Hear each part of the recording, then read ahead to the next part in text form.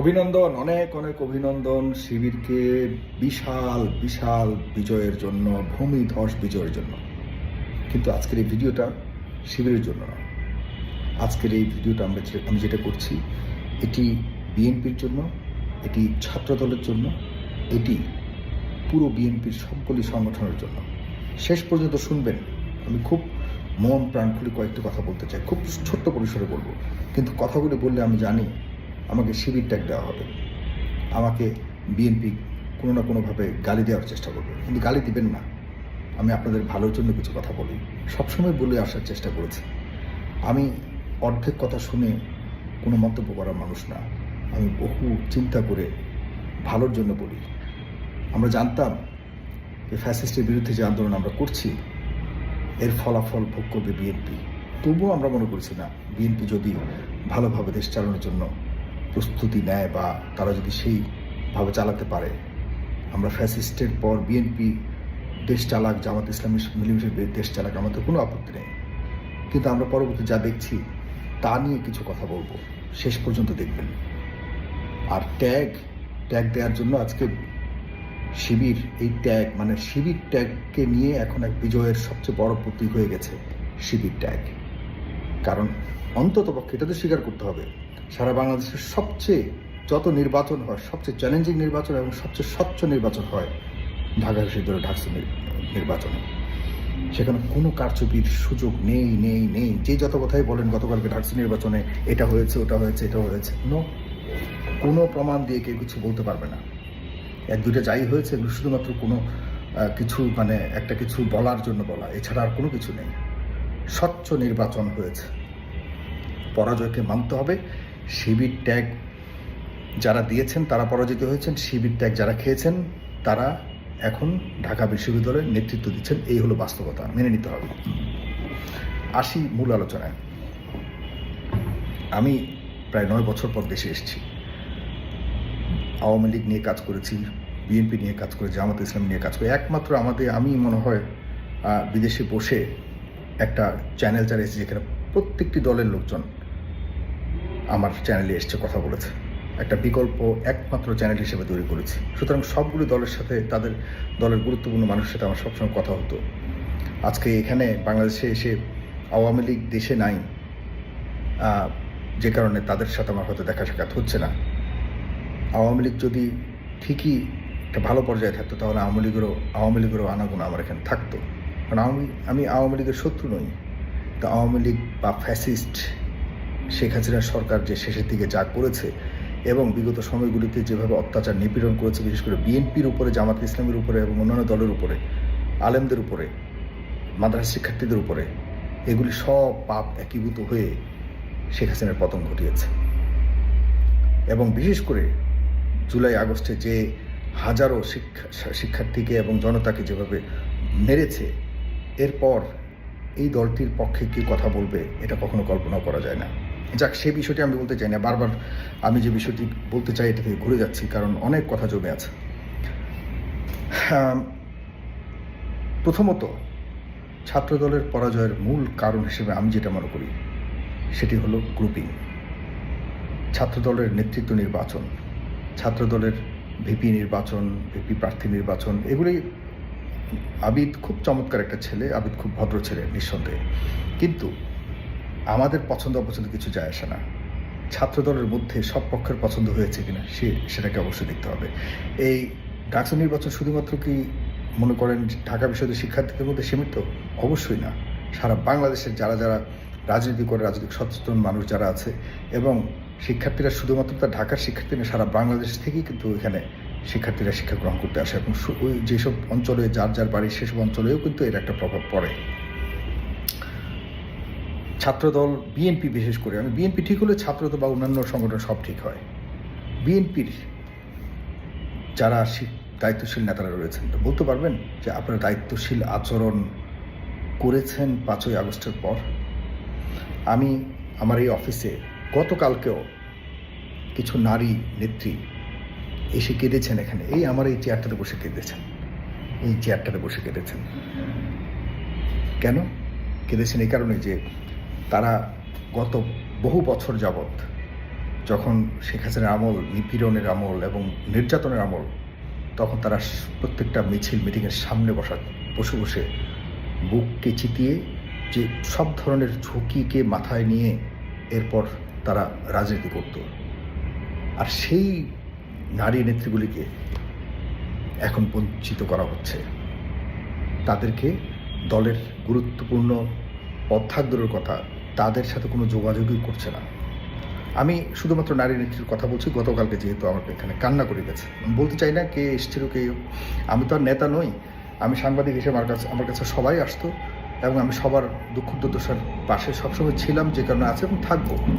বিএনপির লোকজনকে বলছি, গালি দিয়েন না, বোঝার চেষ্টা করুন। আজকে যে ভূমিধস পরাজয় আপনাদের ডাকসুতে এসছে, এটি কিন্তু কথা বলবে আগামী রাজনীতিতে। এটি কিন্তু আপনাদেরকে বিশাল বার্তা দিয়েছে, আপনাদের জন্য ভালো হয়েছে। আপনাদেরকে নিজেরা ভেরিফাই করুন, যাচাই করুন যে আপনারা কোথায় আছেন।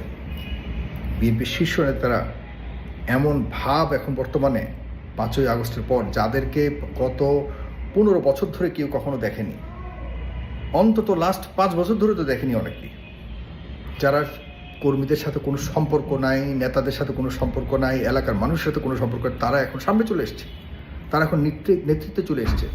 বিভিন্ন অঞ্চলে, বিভিন্ন ওয়ার্ডে, বিভিন্ন ইউনিয়নে, বিভিন্ন থানাতে যেসব কমিটি দেয়া হচ্ছে, এরা সব না অন্তত বিশাল একটি অংশ যারা ঘাপটি মারা ছিল, যারা আওয়ামী লীগের আমলে ওইসব সুবিধা ভোগ করেছে, ওইসব সরকার মানে আগের সরকারের বিভিন্ন স্তর সুবিধা ভোগ করে ওইসব নেতাদের সাথে, আওয়ামী লীগের নেতাদের সাথে বিভিন্ন ধরনের সম্পর্ক রেখে নিজেকে ঠিকভাবে চালিয়েছে, ঘর সংসার চালিয়েছে। বরং কিছু কিছু নেতা তো বহু টাকা উপার্জন করেছে, এরকম বহু খবর আছে, হাজার হাজার খবর আছে। তারা এখন নেতৃত্ব দিচ্ছে। বুকে চাপা কষ্ট নিয়ে যারা দীর্ঘদিন সামনে ছিল যে একদিন না একদিন বিএনপি ক্ষমতার আশপাশে যাবে, সেই সময়টা সুসময়ের জন্য অপেক্ষা করে করে যারা রাজনীতি করেছে তাদেরকে কোনো গুরুত্ব দেওয়া হচ্ছে না, কোনো গুরুত্ব দেওয়া হচ্ছে না। এখন একটু যখন সুসময় এসছে, তখন এই ঘাপটি মারা লোকজন, ঘাপটি মারাদের সংখ্যা এত বেড়ে গেছে, যারা বিগত সময়ে জীবনকে বাজি রেখে রাজনীতি করেছে তাদের সংখ্যা এখন নগণ্য হয়ে গেছে, একদম নগণ্য হয়ে গেছে। আপনি জনাব তারেক রহমান, আপনার নেতৃত্ব নিয়ে কোনো ধরনের সন্দেহ নেই। আমি আপনার রাজনীতি করি না, কোনো দলের রাজনীতি করি না, আপনার কোনো ইয়ে নেই, আপনার কোনো ধরনের দুর্বলতা নেই। কিন্তু আপনার বিভিন্ন স্তরের নেতাদেরকে যদি আপনি সঠিক রাজনীতি না করান এবং যারা ত্যাগী, যারা বিগত সময়ে আপনার দলের জন্য ভূমিকা রেখেছে, তাদেরকে যদি সঠিক মূল্যায়ন না করেন, সামনের নির্বাচনে আল্লাহ না করুক ডাকসুর কিন্তু প্রতিফলন কোনো না কোনোভাবে আপনার কোনো না কোনো একটা বিশাল অংশে আপনাকে দেখতে হবেই। ডাকসু কিন্তু আমি গতকালকে বলেছি, ডাকসু কিন্তু সাধারণ নির্বাচনের মানে সামনে জাতীয় নির্বাচনের প্রতিফলন আমরা দেখতে পাবো। আপনার নেতাকর্মীরা, আমি টেম্পো স্ট্যান্ড, বাস স্ট্যান্ড, ওই চাঁদাবাজি, টেন্ডারবাজি, এগুলো নিয়ে আমি অভিযোগ করতে চাই না, কিন্তু এইসব অভিযোগ কি একদম ফেলে দেওয়ার মতো? একদম ফেলে দেওয়ার মতো? আপনি মনে রাখবেন, মানে আমাদের প্রত্যেকটি বিষয়কে জনগণ অবজার্ভ করে। হাসিনার আমলে হয়তো ভোটের মাধ্যমে কেউ প্রকাশ করতে পারেনি, কিন্তু সামনের যে ভোটের নির্বাচন আসতেছে, মানুষ কিন্তু কিছু বলবে না। এখনকার মানুষ কিন্তু দেখে দেখে শুধু লিখে রাখে কে কী করলো, আর এর ফলাফল দেখবেন আপনি ভোটের মাধ্যমে। ভোট যখন দিবে তখন মানুষ মনে করবে যে না, গত কয়েক বছর কে কী করলো, কে আমাকে কষ্ট দিয়েছে, কে কাকে মূল্যায়ন করেছে, কে কাকে সম্মান করেছে, সেসব বিষয়ে কি মাথায় রেখে ভোট দিবে। আমি কত টাকা ইনকাম করেছি, কত টাকা করিনি, এর চেয়ে বেশি গুরুত্বপূর্ণ হবে যে আমার সমাজ সংসারের জন্য কে আসলে দায়িত্বশীল এবং কে যোগ্য।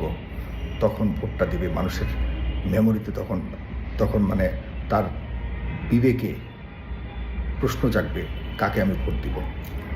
সেখানে গিয়ে কিন্তু বড় ধরনের আপনাকে চ্যালেঞ্জের মুখে পড়তে হবে জনাব তারেক রহমান।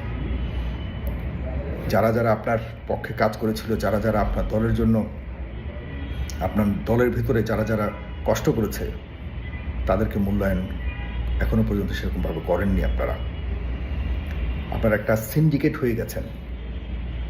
একটা সিন্ডিকেট আপনারা 5 তারিখের পর প্রত্যেকটা অঞ্চলে একটা সিন্ডিকেট হয়ে গেছে যে যারা যারা ঘাপটি মারা ছিল তারা একসাথে হয়ে যারা ত্যাগী তাদেরকে কোণঠাসা করে ফেলা হয়েছে।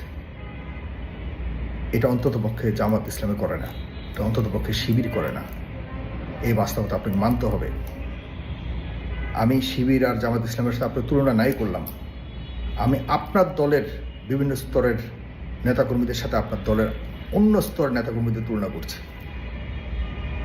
আপনি যদি চান চ্যালেঞ্জ করে বলতে পারবো, বুকে হাত দিয়ে আমার এই ভিডিওটা যারা দেখছেন বুকে হাত দিয়ে, বিএনপির যারা করছেন বুকে হাত দিয়ে বলুন যে আপনারা আপনাদের বর্তমান দলের যেভাবে দলটা চলছে একদম তৃণমূল থেকে আপার লেভেল পর্যন্ত আপনারা কি খুব হ্যাপি? আমি তো বলি না আপনার দলের বা আমার এই আজকের এই কথাবার্তাতে বলি কোনোভাবেই কিন্তু আমি মিন করছি না যে আপনার দলের থেকে আপনার ওই কোনো একটা নেতাকে সরিয়ে জামাত ইসলামের কাউকে বসিয়ে দেন না। আমি বলছি আপনার দলেরই যোগ্য ত্যাগী যারা বিগত সময়ে কষ্ট করেছে তাদেরকে নিয়ে বসান।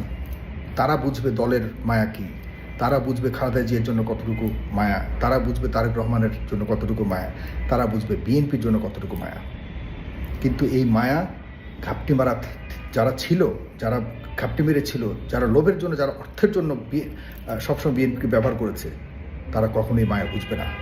তারা নিজের পকেটের আর নিজের সামনে কিভাবে নির্বাচনে পার হওয়া যায় এটার জন্য সবচেয়ে খারাপ লোকটাকে পর্যন্ত পাশে রেখে কিভাবে মেরে কেটে কিভাবে সামনের নির্বাচনে পার হওয়া যায় সেটা চিন্তা করবে। তারা বিএনপির চিন্তা করে না। তারা বিএনপির সাংগঠনিকভাবে লাভবান কীভাবে হবে, তার সাথে বিএনপির যে একটা বড় সম্পর্ক রয়েছে, তার আচরণের সাথে সম্পর্ক রয়েছে, এটি কখনো ভাবে না। তাদের চিন্তা হলো যে কোনোভাবেই হোক সামনে নির্বাচনে পাশ করতে হবে, এককভাবে বিএনপি জাহান্নামে যাক, এটা হলো তাদের চিন্তাভাবনা। তাদেরকে ফাইন্ড আউট করে যদি এখনই ব্যবস্থা না হয়, ভূমিধস পরাজয় সামনে কিন্তু অপেক্ষা করছে। আমাকে গালি দিতে পারেন, কিছু কসম করে বলছি আমার এই ভিডিওটি আপনাদের একদিন না একদিন আপনাদেরকে অনুভব বা আপনাদেরকে সামনে এনে দিবে আপনাদের বাস্তবতাকে এবং আপনাদের ওই সময়ের ভূমিকাকে। সুতরাং আপনারা, আমি বলি না যে আমার এই সব ভিডিও শেয়ার করেন, মন থেকে প্রাণ থেকে বলছি আপনাদের জন্য এখনও সময় আছে। যারা বিগত আমলে নেতাকর্মীদের মূল্যায়ন করেনি, নেতাকর্মীদের দিকে তাকায়নি, তাদের থেকে সরে যান। আবেগে চলবেন না, বাস্তবতাকে সামনে আনুন। জামাত ইসলাম আপনাদের শত্রু হতে পারে, কিন্তু তাদেরকে শত্রুর মতো আচরণ না করে তাদেরকে প্রতিদ্বন্দ্বী ভাবুন, রাজনৈতিক প্রতিদ্বন্দ্বী ভাবুন এবং তাদের সাথে রাজনৈতিকভাবে মোকাবেলা করুন। সামনের সময়টাতে আপনারা ভালো কাজ করুন, তারাও ভালো কাজ করুক, কিন্তু আপনারা খারাপ কাজ করবেন আর তারা ভালো কাজ করলে মানুষ হয়তো আপনাদের ভয়ে থাকবে, কিন্তু ভোটটা আপনাদেরকে দিবে না।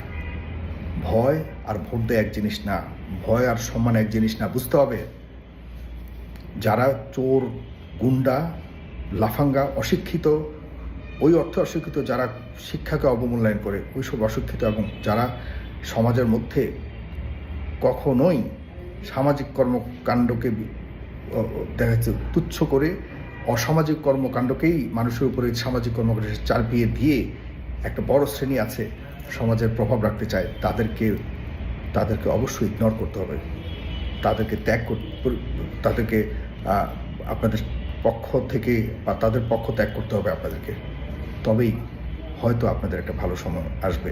আমার দুঃখ লাগছে, কষ্ট লাগছে যে এত নিপীড়িত হয়েছেন, এত কষ্ট সবচেয়ে বাংলাদেশের রাজনীতিতে গত 15 বছর এই বিএনপির নেতাকর্মীরা, আমার কাছে তো খবর আছে, বুকে কত চাপা কষ্ট নিয়ে রাজনীতি করেছে। সবচেয়ে বেশি নির্যাতিত, নিপীড়িত এই দলটির ডাকসুতে এরকম পরাজয় হবে কখনোই ভাবিনি। যাই হোক, ভালো থাকবেন, আমার কথা চলতে থাকবে। আসসালামু আলাইকুম।